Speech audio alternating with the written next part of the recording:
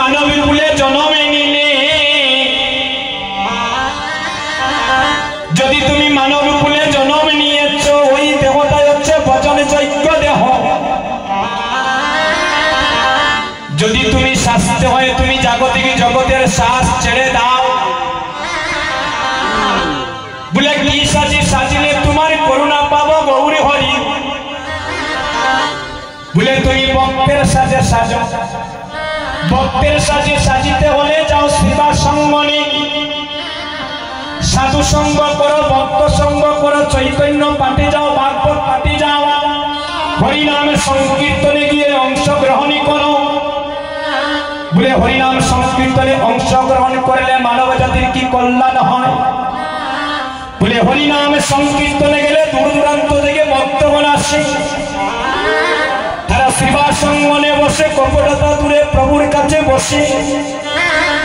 যখনই তুমি বসবে ভক্তে ভক্তে যখন আলিঙ্গনে করবে, একজন ভক্ত আরেকজন ভক্তের যখন তুলি অঙ্গে মাগিবে, এই নববৃন্দাবনে কোন শুদ্ধ বৈষ্ণবের পরশে তোমার অচৈতন্য দেহটা কৃষ্ণ সেবায় লেগে যাবে। সাধু গুরু বৈষ্ণবগণ, আমাদের মানব জীবনে যে আর বেলা নাই, দেখেন এখানে অনেক বৃদ্ধ বাবা আছেন, চুলটা পেকে গিয়েছে,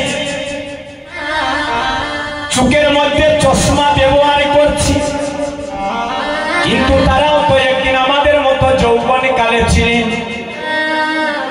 যেদিন তোমার কালো চুল সাদা হয়ে যাবে রে ভাই,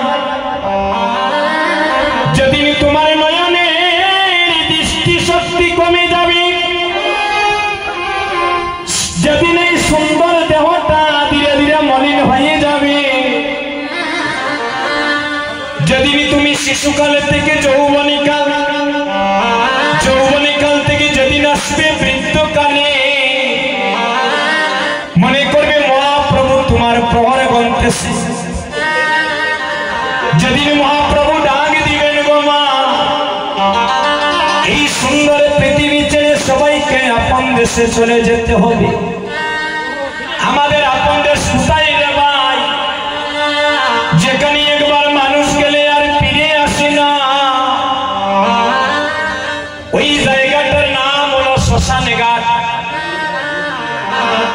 জমিদারের ছেলে হলেও শ্মশান ঘাটে যাওয়া লাগে, ভিখারির ছেলে হলে শ্মশান ঘাটে যাওয়া লাগে, রাজার ছেলে হলেও শ্মশান ঘাটে যাওয়া লাগবে। আপনাদের কোলাগাঁওয়ের ভক্ত যদি কেউ মারা যায়, দেখবেন প্রতিবেশী গ্রামবাসী মিলিয়া লাকড়ি কেটে তৈরি করবে চিতায় নিয়ে জ্বালিয়ে দেওয়ার জন্য। আপনি যদি ঘর থেকে বারিন্দায় বাহির করবে, এভাবে একটা তুলসী পত্রে আমার শিয়রের পাশে রাখবে মা। স্ত্রী পুত্র বন্ধু বান্ধব নয়নে জলে বুক ভাসিয়ে কাঁদেবে। সেদিন ওই নয়ন দিয়ে, ওই বদন দিয়ে, ওই কর্ণ দিয়ে কিছুই শোনার শক্তি থাকবে না। জনমের মতো যখনই চিরকাদায় কাঁদিব, পুকুর থেকে জলে তুলে এনে চির জনমের মতো আমায় যোগী বেশ ধারণী করে স্নান করাবে। যেদিন আমাকে চির জনমের মতো স্নান করাবে, সেদিন আমার জীবনের সেই যাত্রা হবে, সেই স্থান হবে। স্নান করিয়ে দামি কাপড় গুলা ঘরের মধ্যে থাকবে, একটা সাদা কাপড় দিয়ে তোমার দেহটা ঢেকে দিয়ে বাঁশের ঝুলায় করে চারজনে কাঁধে করে নির্দিষ্ট স্থানে নিয়ে যাবে দেহটা সৎকাজ করার জন্য। গ্রামের সবাই যখন আমাকে কাঁধে করে নিবে, যুবক বন্ধুগণ, কেউ বানিবে মাটির কলসি, কেউ বানিবে আমাকে তিল অর্থকি সঙ্গী করি, কেউ বানিবে রে ভাই চিতায় জ্বালার জন্য লাকড়ি কাঁধে করি।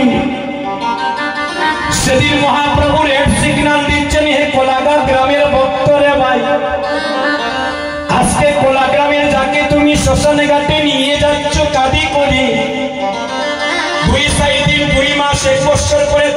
এভাবে চারজনে কাঁধে করে নিয়ে যাবে। আজকে যাকে নিয়ে তুমি চিতায় পোড়াতে যাচ্ছ, তুমিও রেডি থাকো, 2-4 দিন পরে তোমাকেও তোমার আপন জেনাভাবে কাঁধে করে শ্মশান ঘাটে নিয়ে যাবে। তাই যুবক বন্ধুগণ,